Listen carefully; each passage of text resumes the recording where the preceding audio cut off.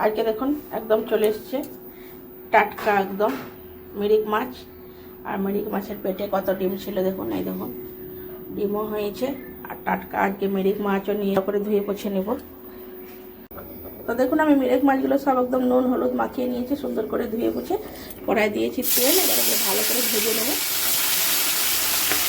তো মাছগুলো দেখুন আমি উল্টে পাল্টে একদম সুন্দর করে একদম ভেজে নিয়েছি, কড়া করে নামিয়ে নিয়ে আমি মাছের ডিমটা দেখুন ভেজে নিচ্ছি। এখানে পেঁয়াজ কুচি করে দিয়েছি, আদা রসুনের পেস্ট দিয়েছি, আর দিয়েছি হলুদ আর একটু কাঁচা লঙ্কা দেবো, আর সামান্য একটু বেসন দিয়ে দেবো, নিয়ে একসঙ্গে ভালো করে মেখে নেব। তা দেখুন একদম মাখানো হয়ে গেছে আমার মাছের ডিমটা। এবার কড়াই দিয়েছি তেল, এবার টুপো টুপো করে দিয়ে দেবো।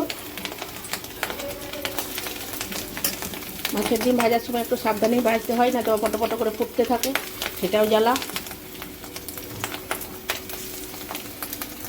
তো দেখুন মাছের ডিমের বড়াগুলো আমি ভেজে নিয়েছি, এবার তুলে নেব। শুভ দুপুর বন্ধুরা, চলে এসেছি খাবার টেবিলে। দেখুন খুব সুন্দর একদম আয়োজন, আজকে অনেক কিছু রান্নাবাড়ি করেছি। তা একদম বসে পড়েছে সবাই খেতে একসঙ্গে। সবাই আজকে ঘরে আছে, একসঙ্গে খাওয়া দাওয়া চলছে আমাদের দুপুরবেলাকার।